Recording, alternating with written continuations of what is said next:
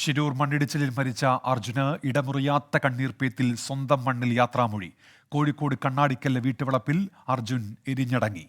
ഗംഗാവലിപ്പുഴയുടെ ആഴങ്ങളിൽ ഏകനായി അലിഞ്ഞു ചേർന്ന അർജുന് വിട നൽകാൻ വീട്ടിലേക്ക് ആയിരങ്ങളാണ് ഒഴുകിയെത്തിയത്.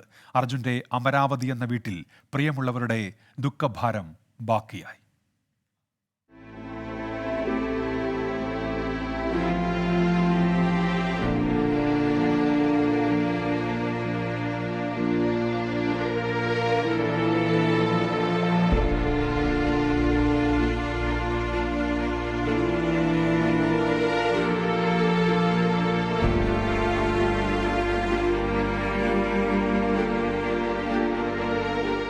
എണ്ണിയാൽ തീരാത്തത്ര തവണ അർജുൻ ഈ വഴി പോയതാണ്.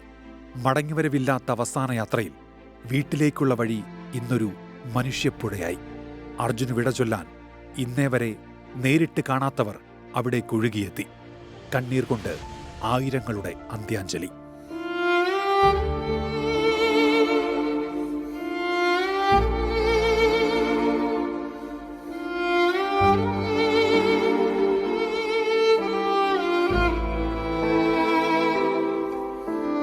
ജനക്കൂട്ടത്തെ വകഞ്ഞുമാറ്റി തന്റെ പ്രിയപ്പെട്ട വീട്ടിലേക്ക് അവസാനമായി അർജുനെത്തി. 75 ദിവസം ദുഃഖം തളം കെട്ടിയ വീടിനുള്ളിൽ പ്രിയമുള്ളവരുടെ കണ്ണീർ നിറഞ്ഞു. എപ്പോഴും പുഞ്ചിരിക്കുന്ന അർജുന്റെ മുഖം പോലും അവസാനമായി കാണാനാകാതെ അടക്കിപ്പിടിച്ച തേങ്ങലുകൾ. പ്രിയതമ കൃഷ്ണപ്രിയ, മകൻ അയാൻ, അച്ഛനും അമ്മയും സഹോദരങ്ങളും പ്രിയപ്പെട്ടവന് വിട ചൊല്ലി.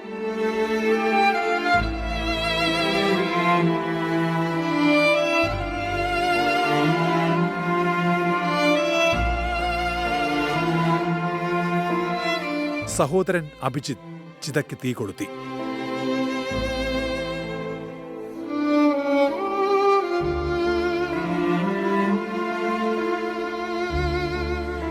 വീടിനോട് ചേർന്ന് അച്ഛന്റെ മുറിക്ക് ചാരെ അർജുന് നിത്യനിദ്ര.